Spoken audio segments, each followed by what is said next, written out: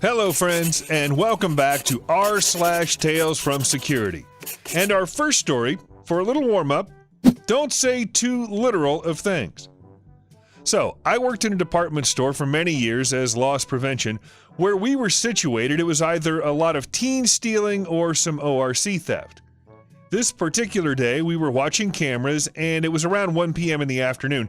Usually our day is just getting started. Well, we started watching two teenage boys, and the one kid was wearing a hoodie with his last name on the back of it.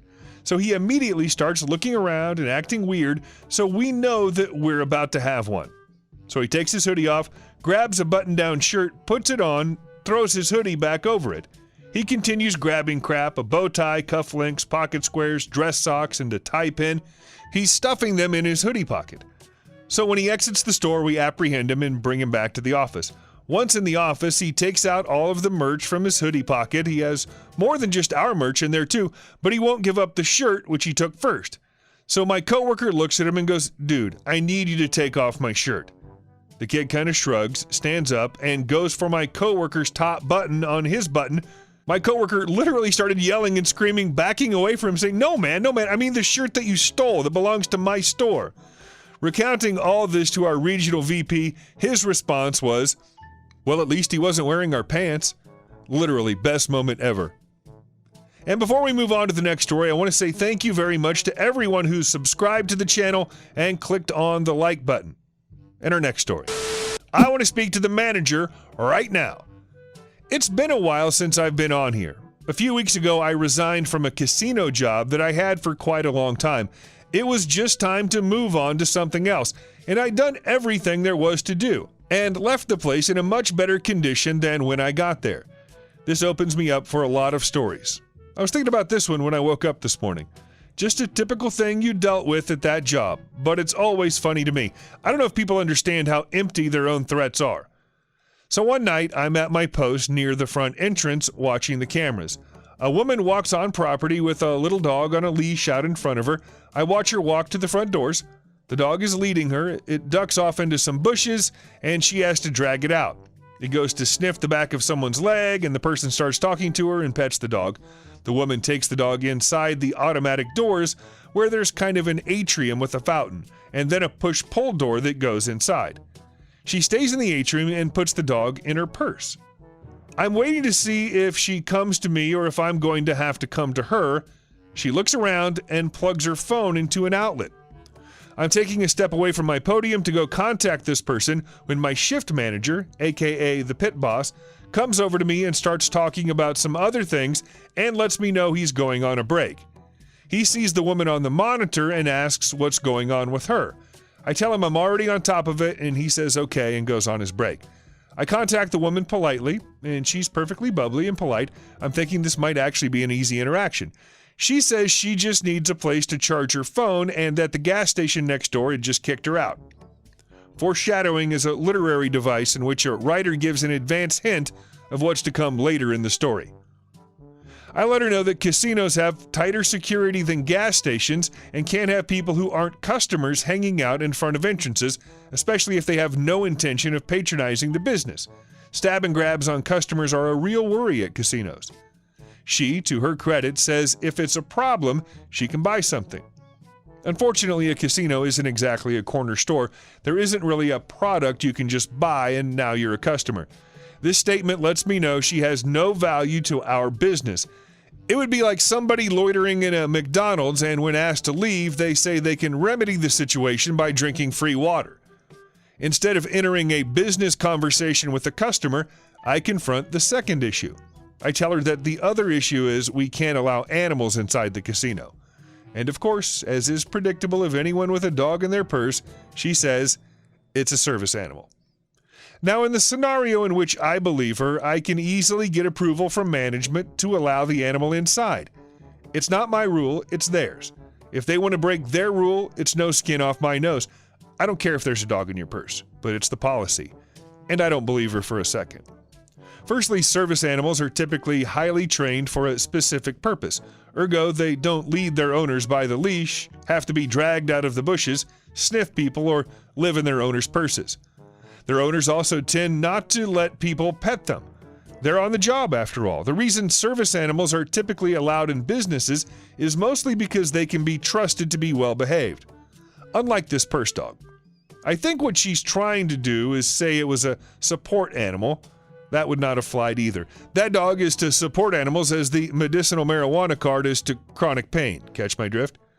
She informs me in what I'm sure is her best condescending voice that, did you know you can be sued for turning someone away because of their service animal?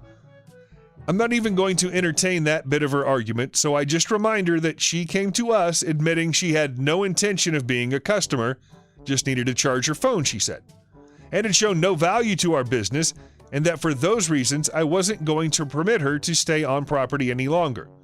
Of course, I didn't expect her to just leave, and she, of course, didn't.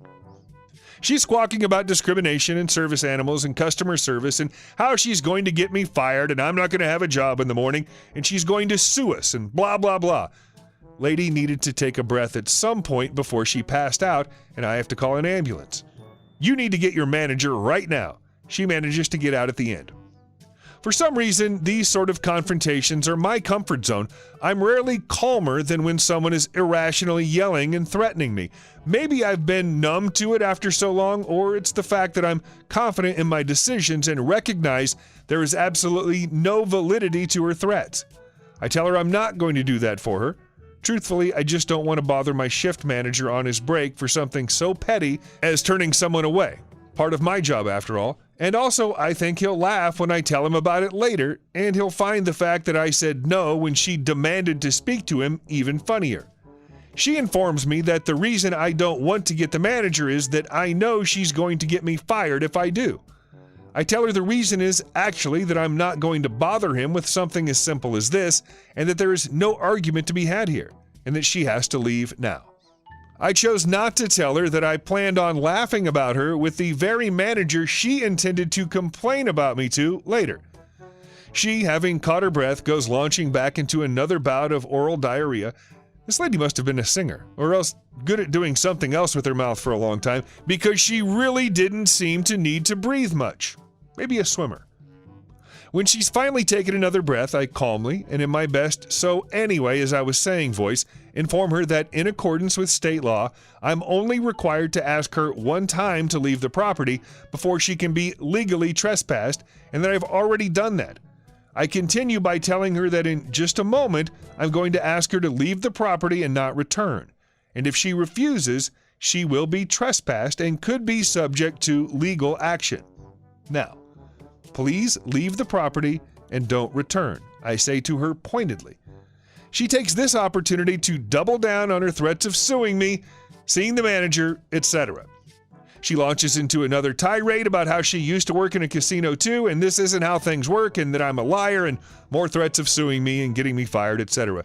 I respond by pulling out my radio and telling surveillance that at the front entrance we had a woman refusing to leave to grab pictures and to stand by and be ready to call police. He responds in the affirmative, and I guess she realized at that point that my threat was more credible than hers, because she's gathering her phone and her purse dog and backpedaling through the automatic doors. And I follow, waving her on with my best herding the flock arms. She gives me one last-ditch effort of the "I'm going to get you fired and sue you" angle, still moving back and back and back, where soon she won't be my problem anymore. I indicate my name tag and make sure she has my ID number too. Don't want her to have trouble identifying me when she follows through on her threat and calls corporate. Not really a thing, by the way. Once she's off the property, she turns and walks down the street, flipping me off over her shoulder. "See ya," I called out after her. I went around back after that to talk to my shift manager. "Hey, so you remember that lady on the monitor you were asking about?" I asked him. I wasn't able to keep a smile off my face. "Yeah, what happened?" I told him about it, and his response was as I expected. "Bro, you should have come and got me. I want to have some fun too, you know." And then we laughed at her expense for a while, like I had planned on doing, something we typically do after things like this. And because I know it's on some of your minds, the answer is yes, she did have the haircut. Thank you very much for listening, and I hope you enjoyed it. If you did, please be sure to leave a comment, like, and subscribe. I really appreciate it. And see you soon.